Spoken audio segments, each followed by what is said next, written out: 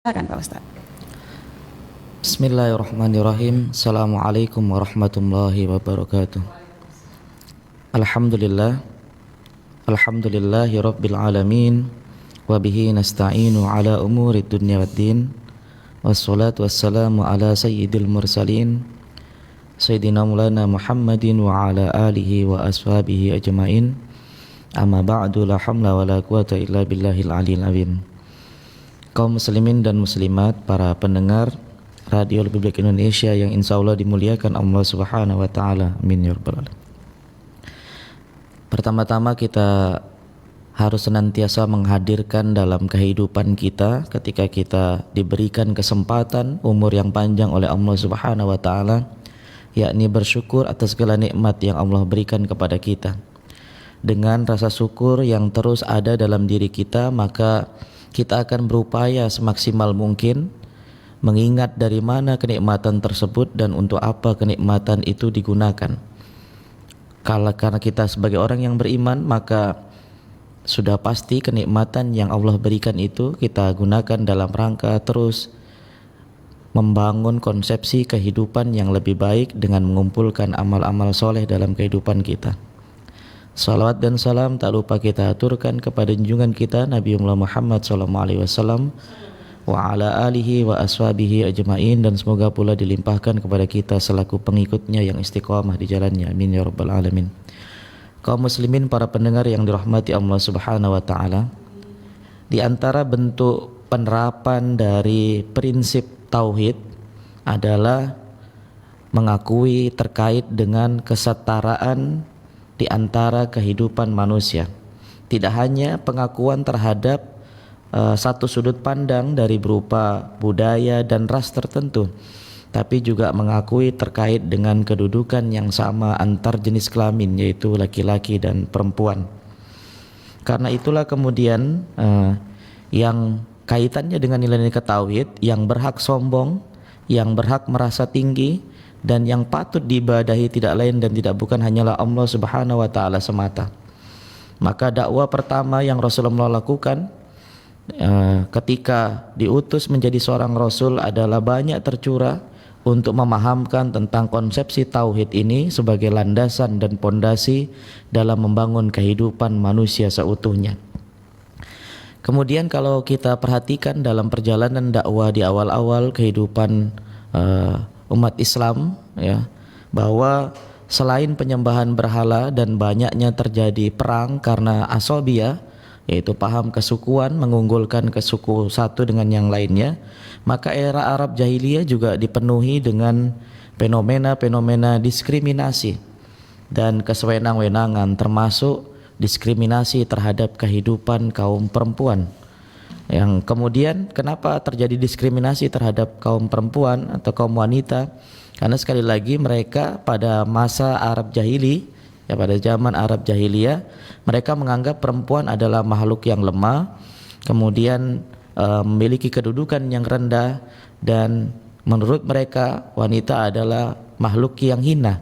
Sehingga ketika hadir di antara keluarga mereka seorang wanita, maka bisa berpotensi menganggap itu sebagai suatu aib yang kemudian akan menghinakan kedudukan keluarganya itu sendiri. Sampai-sampai kemudian ada perlakuan buruk baik secara psikologis maupun secara fisik, termasuk ancaman-ancaman pembunuhan bagi bayi-bayi perempuan yang baru lahir. Pada masyarakat Arab jahili, di beberapa suku, misalnya di Bani Tamim dan Bani Asad, itu sering terjadi peristiwa wa'dul banat, yaitu penguburan bayi-bayi perempuan. Dan ini menjadi lumrah bagi mereka ketika melakukan hal yang demikian. Karena sekali lagi dalam perspektif pandangan hidup mereka, mereka menganggap bahwa ketika anaknya yang lahir itu adalah perempuan, nanti akan berpotensi membawa aib bagi keluarga. Ketika itu juga dalam masa pencaharian atau mata pencaharian mereka adalah perang, sehingga ada kemungkinan ketika mereka kalah berperang, maka kemudian istri dan anaknya diambil sebagai rampasan perang, dan itu akan menyebabkan aib bagi keluarga mereka.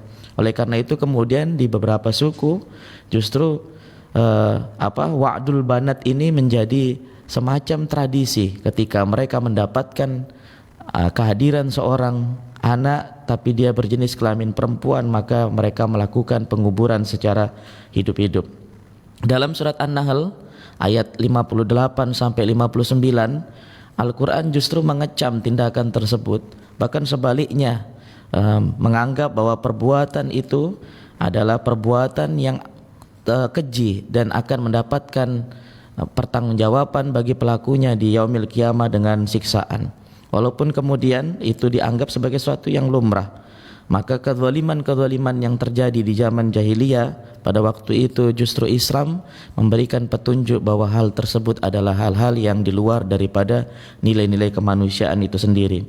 Bahkan Islam mengancam terkait dengan pembantaian terhadap bayi-bayi yang tidak berdosa itu dengan adanya pertanggungjawaban di yaumil qiyamah, sebagaimana yang terdapat dalam surat At-Takwir ayat 8 sampai 9, di mana ayat ini diturunkan sebelum Nabi SAW hijrah ke Yathrib, atau yang dikenal ketika setelah hijrah ke Yathrib, kota ini bernama Madinah atau Madinatul Munawwarah. Wa idzal mau'udatu su'ilat bi ayyi dambin qutilat, dan apabila bayi-bayi perempuan dikubur hidup-hidup ditanya, karena dosa apakah dia dibunuh. Para pendengar yang dirahmati Allah Subhanahu wa taala, kemudian tidak hanya terkait dengan pembunuhan bayi-bayi perempuan yang baru lahir, tapi Islam juga menjaga kehormatan bagi wanita yang terus hidup di kalangan Arab jahili pada waktu itu. Artinya kemudian Islam menghapuskan beberapa praktik yang kemudian merugikan kehidupan wanita. Misalnya praktik yang Islam merubah, yaitu yang biasa menjadi adat atau kebiasaan di era jahili yang merugikan kaum wanita, yaitu seperti melarang satu tradisi melarang perempuan yang sudah bercerai dari suaminya untuk menikah lagi. Dalam satu ayat Al-Quran, Allah Subhanahu wa taala berfirman, wa idza tallaqtumun nisa, apabila kamu menalak istri-istrimu, fabalaghna ajalahunna, lalu habis masa idahnya, fala ta'dhuluhunna ayyankihna azwajahunna, maka janganlah kamu, yaitu para walinya, menghalangi mereka kawin lagi dengan bakal suaminya. Idza taradhu bainahum bil ma'ruf, apabila terdapat kerelaan di antara mereka dengan cara-cara yang ma'ruf. Quran surat Al-Baqarah ayat 232. Inilah cara Islam bagaimana menghadirkan kehidupan yang di dalamnya terdapat pemuliaan bagi kaum wanita, di dalamnya bahwa ada kesetaraan, ada hak persamaan untuk sama-sama hidup saling berdampingan, dan di mana ada hak untuk bisa menikmati kehidupan dengan sebaik-baiknya. Maka Allah Subhanahu wa taala berfirman dalam Al-Qur'an terkait dengan pemuliaan manusia ini tanpa membedakan jenis kelaminnya, yaitu walaqad karramna bani Adam, dan sesungguhnya kami telah memuliakan anak Adam. Dengan demikian, Islam adalah agama yang begitu memuliakan kedudukan wanita. Bahkan kalau kita baca di dalam ayat-ayat yang lain, misalnya banyak sekali ayat maupun hadis Nabi SAW yang menggambarkan terkait dengan emansipasi atau persamaan hak antara seorang laki-laki dan seorang perempuan, bahwa Allah tidak membeda-bedakan derajat hambanya hanya berdasarkan jenis kelaminnya, tapi Allah Subhanahu wa taala membedakan derajat seseorang berdasarkan hasil usahanya, ikhtiar kebaikannya, dan kemudian amalan-amalan kedekatannya kepada Allah Subhanahu wa taala dengan menjalankan apa yang diperintahkannya dan menjauhi apa yang dilarang oleh Allah Subhanahu wa taala, yang kita kenal dengan istilah takwa. Allah Subhanahu wa taala berfirman, ya ayyuhan nas, wahai manusia, inna khalaqnakum min dzakari wa untha, sesungguhnya kami, kata Allah, telah menciptakan kamu dari seorang laki-laki dan seorang perempuan, wa ja'alnakum syu'uban wa qabail, dan menjadikan kamu berbangsa-bangsa dan bersuku-suku, lita'arafu, semua itu baik terkait dengan jenis kelamin laki perempuan maupun suku yang satu dengan suku yang lain atau bangsa yang satu dengan bangsa yang lain, semuanya dalam rangka li ta'arufu, untuk saling kenal mengenal. Namun demikian, inna akramakum indallahi atqakum, sesungguhnya orang yang paling mulia di antara kamu di sisi Allah itu bukan karena jenis kelaminnya, bukan karena suku dan bangsanya, tapi karena kedudukan nilai ketakwaannya di sisi Allah Subhanahu wa taala. Innallaha alimun khabir, sesungguhnya Allah Subhanahu wa taala Maha mengenal, Maha mengetahui, lagi Maha mengenal. Kemudian hal ini sejalan dengan hadis Nabi SAW yang menyatakan, ya ayyuhan nas, wahai manusia, ala inna rabbakum wahid, sesungguhnya Tuhanmu itu satu, wa inna abakum wahid, dan bapak kalian juga satu, ala la fadla li arabin ala ajamin, bahwasannya tidak ada keunggulan atas orang Arab daripada orang ajam, orang non Arab, wala li ajamin ala arabiyin, begitu pula sebaliknya atas orang ajam terkait dengan orang Arab, wala li ahmaru ala aswad, tidak juga atas orang yang berkulit merah di atas orang yang berkulit hitam, wala li aswad ala ahmar, dan sebaliknya tidak pula atas orang yang berkulit hitam di atas orang yang berkulit merah, illa bittaqwa, kecuali semata-mata karena ketakwaannya di sisi Allah Subhanahu wa taala, kata Nabi. Kemudian mengenai kedudukan yang sederajat, kesempatan yang sama, bahkan kehidupan yang sama-sama mendapatkan kemuliaan ini, dalam Al-Quran Allah berfirman, man amila sholihan min dzakarin aw untha wa huwa mu'minun falanuhyiyannahu hayatan thayyibah, barang siapa yang beramal soleh, baik dia laki-laki ataupun perempuan, maka kemudian dia dalam keadaan beriman, falanuhyiyannahu hayatan thayyibah, maka kami berikan kepadanya kehidupan yang baik. Quran surat An-Nahl ayat 97. Begitupun dalam konteks di mana sebelumnya di dalam kehidupan masyarakat jahili misalnya, kita dapati bahwa wanita tidak memiliki kedudukan yang mulia, bahkan kecenderungannya hanya menjadi manusia kelas 2. Maka biasanya yang terjadi dalam praktik-praktik tersebut, ketika seorang wanita meninggal oleh suaminya, maka wanita menjadi barang warisan bagi anak tirinya, dan terserah anak tirinya mau ditempatkan atau mau dipakai untuk apa, karena berupa barang warisan. Maka ketika Islam hadir, maka Islam justru menjadikan wanita mendapatkan warisan, tidak lagi dijadikan sebagai barang warisan. Dengan kedudukan wanita mendapatkan satu, kemudian satu bagian, dan laki-laki mendapatkan 2 bagian. Namun demikian, inilah keadilan Islam, bahwa keadilan tidak diukur dari jumlah, dari angka yang tertera, tapi dari nilai angka itu sendiri, bahwa laki-laki mendapatkan 2 bagian itu tidak hanya berkaitan dengan dirinya, tapi juga menjadi bagian daripada apa yang ditanggungnya, istrinya, anaknya, orang tuanya, dan orang-orang yang dalam penanggungannya.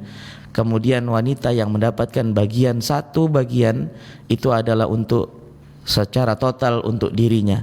Maka kemudian sesungguhnya dalam hal warisan sendiri, Islam telah melebihkan kedudukan wanita daripada pria sekalipun, yaitu di mana bagian yang utuh dari seorang pria, dari seorang wanita atas suaminya.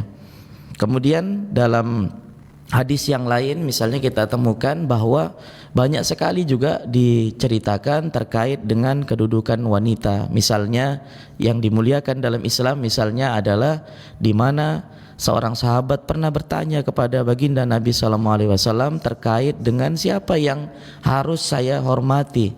Kemudian Rasulullah menjawab ummuka. Kemudian dijawab Rasul dengan ucapan ibumu. Summaman ummuka. Kemudian dijawab lagi, siapa lagi ya Rasul? Kemudian ibumu. Summaman ummuka, summaman abuka.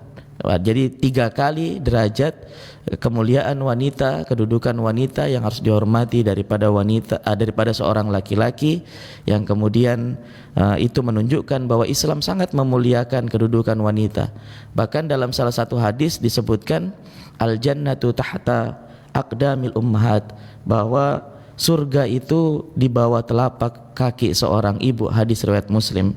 Maka ini semua gambaran dari nas-nas agama baik dalam Al-Quran maupun Sunnah menunjukkan bagaimana Islam menempatkan kedudukan seorang wanita pada posisi yang mulia, di mana wanita memiliki peran yang sama dalam kegiatan-kegiatan tertentu kehidupan manusia, dalam kehidupan sosial.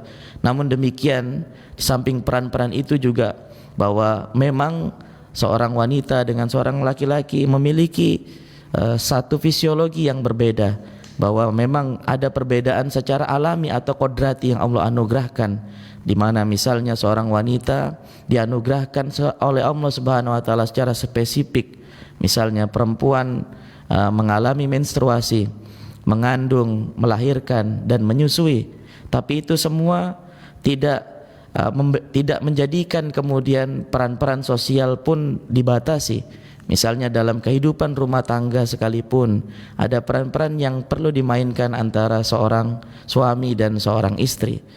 Bahkan kecenderungannya adalah pembagian peran itu bukan semata-mata untuk merendahkan kedudukan seorang wanita. Bisa saja dalam satu rumah tangga bahwa yang memasak, mencuci atau mengatur kehidupan rumah tangga adalah seorang suami, dibantu dengan istrinya. Karena sekali lagi diantaranya menurut seorang ulama yaitu Sulaiman Al-Jamal, dalam kitab Hasyiatul Jamal beliau mengatakan bahwa sebenarnya kewajiban diantaranya suami dalam kehidupan rumah tangga diantaranya adalah bisa memasak, kemudian mencuci, dan pekerjaan-pekerjaan dalam rumahnya yang dia bagikan informasinya terhadap istrinya, sehingga kemudian pembagiannya itu tidak semata-mata mewajibkan istri atas satu pekerjaan tertentu karena dengan alasan nafkah, tapi semata-mata karena memang pembagian tugas dalam kehidupan rumah tangga antara seorang istri dan seorang suami. Dan ini dicontohkan langsung oleh baginda Nabi SAW, di mana beliau biasa pergi ke pasar, beliau juga biasa memasakkan makanan untuk istrinya di dalam rumah tangganya. Inilah beberapa gambaran daripada Islam, gambaran daripada ajaran Islam dalam memuliakan seorang wanita, bahwa Islam mengangkat derajat wanita, di mana dulu pada zaman jahiliyah kedudukan wanita begitu dihinakan. Namun ketika Islam hadir, Islam menjadi oase, Islam menjadi semacam petunjuk kehidupan bahwa Islam memuliakan wanita. Dan tentu saja kita bagi orang yang mengaku beriman dan berislam harus mengikuti apa yang sudah diajarkan oleh baginda Nabi SAW, yaitu memuliakan wanita. Dan tentu dalam hal ini kita berupaya supaya menjadi bagian dari orang-orang yang mengikuti apa yang sudah diajarkan dalam agama ini. Inilah yang dapat kami sampaikan, semoga bermanfaat. Wallahu a'lam bishawab. Baik, terima kasih Pak Ustadz Eko Nani, dan pendengar baru saja kita dengarkan bersama penjelasan dari Pak Ustadz Eko. Ini terkait Islam memuliakan wanita, dan ngeri-ngeri sedap juga mendengarnya ya. Untuk di waktu lalu sebelum adanya Islam ini, kelahiran anak perempuan ini berpotensi menimbulkan aib bagi keluarga, begitu ya Pak Ustadz. Pokoknya buruk aja, dan bisa saja kalau lahir anak perempuan dikubur hidup-hidup begitu, untuk membuang aib tersebut. Nah, beda saat sekarang di mana posisi seorang pemimpin saja ini bisa diduduki oleh seorang wanita. Jadi tidak ada beda. Namun seorang wanita jangan melupakan kodrat juga sebagai seorang istri, ibu begitu ya, untuk anak-anaknya. Dan tapi kenapa Pak Ustadz? Tadi juga sudah dijelaskan Pak Ustadz bahwa kalau untuk pembagian warisan untuk perempuan itu satu bagiannya, laki-laki dua. Itu kenapa Pak Ustadz ya? Kalau laki-laki kan bisa kerja gitu Pak Ustadz, tapi kenapa pembagiannya gitu Pak Ustadz? Iya. Kadang-kadang kalau kita lihat sekilas dari angka ini kayaknya tidak adil nih gitu. Bahkan kalau saya baca dalam literatur hadis itu yang pertama-tama ditinggalkan dari hukum Islam diantaranya adalah masalah warisan. Karena banyak sekali orang tidak mau menggunakan hukum waris ini dalam pembagian warisan karena khawatir itu tidak adil nantinya. Padahal pembagian dalam Islam itu sungguh adil. Walaupun keadilan itu jangan dilihat secara tekstual 1:2. Karena yang dua bagian untuk laki-laki itu, laki-laki punya tanggung jawab terhadap siapa yang dia lindungi. Misalnya ada ayat berbunyi ar-rijalu qawwamuna 'alan nisa. laki-laki itu penyangga atau qawam bagi seorang wanita. Maka ketika dia dapat 2 warisan, itu laki-laki harus bisa menjadikan 2 itu untuk menanggung siapa yang menjadi tanggungannya, istrinya, anaknya, orang tuanya, dan orang-orang yang dalam tanggungannya. Tapi 1 bagian untuk wanita, itu khusus untuk wanita sendiri. Tidak dibagi-bagi karena memang wanita tidak punya tanggung jawab untuk menyanggah yang lainnya selain dirinya. Nah, maka ada istilah itu, uangnya suami itu uangnya istri. Tapi uangnya istri itu bukan uangnya suami. Kalau itu wanita setuju Pak Ustadz ya. Sangat setuju gitu apapun alasannya ya. Tapi kalau pembagian warisan ini terkadang tidak setuju. Ada yang mengatakan bahwa laki-laki itu dapatnya 2 karena nanti dia akan seperti yang Pak Ustadz sampaikan bertanggung jawab untuk semuanya. Tapi amanahkah begitu lagi? Itu kembali sama yang mendapatkan warisan. Yang jelas itu, Pak Ustadz. agama ini memberikan memberikan satu prinsip bahwa memang ketika laki-laki dituntut untuk dengan beban-beban yang lebih terhadap apa yang menjadi tanggungannya, maka 2 itu sebenarnya tidak utuh, bisa jadi setengah nanti pada akhirnya. Nah, entah nanti kemudian ketika itu dia jadi amanah atau enggak, itu perkara yang berbeda. Nah, yang jelas ukuran-ukuran ini justru akan memudahkan supaya kemudian wanita dapat kedudukan yang bagus, sebenarnya yang mulia. Karena 1 itu kan sekali lagi untuk khusus wanita. Baik. Dan juga lainnya tadi Islam memuliakan wanita disampaikan Pak Ustadz bahwa ada ataupun memang harus suami itu membantu pekerjaan istri di rumah dengan garis bawah. Namun ada juga yang pandang sebelah mata gini Pak Ustadz. Nah, ini mungkin termasuk suami-suami takut istri gitu Pak Ustadz ya. Itu seperti apa Pak Ustadz? Berdosakah kita sebagai istri misalnya nih suami bantu ya bukan kita nyuruh ya gitu ya Pak Ustadz, tapi kan dia dengan ikhlas membantu. Berdosakah kita sebagai seorang wanita, sebagai seorang istri membiarkan gitu Pak Ustadz? Itu bahkan ada satu pendapat ulama namanya Sulaiman Al-Jamal dalam Hasyiatul Jamal, dia menyatakan sebenarnya justru dalam ilmu fikih itu yang wajib untuk mencuci, memasak itu adalah suami. Wow. Kabar gembira ya Ustaz. Iya, dalam pendapatnya di sini ketika dia ditanya oleh seseorang, sedangkan istri itu hanya sifatnya membantu kegiatan suami. Tapi berhubung misalnya suami itu kerjanya sudah di luar, maka pekerjaan itu berdasarkan kesepakatan rumah tangga dikerjakan oleh istrinya yang tetap berada dalam rumahnya. Dan kalau kita lihat memang demikian Rasulullah itu ketika berada dalam rumah misalnya, Rasulullah kalau tidak ada makanan beliau yang masak. Dan beliau yang ke pasar untuk memenuhi kebutuhan rumah tangganya. Tapi kalau melihat kondisi suami sibuk ya saling mengerti lagi ya, Pak artinya Ustadz, kemudian pembagian itu kan penting dalam rumah tangga, artinya kesepahaman sehingga tercipta kehidupan rumah tangga yang saling bisa mengisi pada akhirnya. Tapi sebenarnya juga kalau memang kalau kita mau ikut yang disampaikan Pak Ustadz itu ya stres suami Pak Ustadz ya. Jadi harus saling paham, saling mengerti. Tapi gitu, sekarang ada kan istri yang kerja di luar. Nah, maka bisa aja pembagian peran itu suami untuk mengatur kehidupan di dalam rumahnya. Tapi sebenarnya ya laki-laki harus punya tanggung jawab lebih untuk mengayomi keluarganya sih sebenarnya. Tapi kalau mau dibilang berdosa atau tidak sopan gitu tidak ya Pak Ustadz ya, wanita jika suaminya selalu kerja di rumah, membantu pekerjaan rumah begitu Pak Ustadz? Dalam aturan agama ya tidak berdosa. Bahkan pembagian peran itu justru menimbulkan keharmonisan kalau menurut saya itu. Ya gitu. Jadi bagi-bagi peran saja Ustadz ya. Hari ini jaga anak siapa, masak siapa gitu ya Pak Ustadz. Keluarga harmonis tentunya. Oke, dan baik pendengar, semoga apa yang disampaikan Pak Ustadz Eko Nani ini bermanfaat untuk kita bersama ya. Islam memuliakan wanita. Tadi juga sudah disampaikan Pak Ustadz ya, 3 kali ibumu baru ayah. Bukan berarti kita tidak menghormati ayah ataupun ayah kesampingkan begitu ya Pak Ustadz ya. Dua-dua harus kita hargai, harus kita hormati, kita balas budi walaupun tidak bisa terbalas begitu ya pendengar. Tapi sebaik mungkin kita menjadi seorang anak yang berbakti kepada kedua orang tua. Baik, dan demikian dalam mimbar keagamaan Islam memuliakan wanita kami akhiri untuk Anda. Terima kasih kebersamaannya. Dengarkan terus RRI Nunukan Pro 1 Kanal Inspirasi.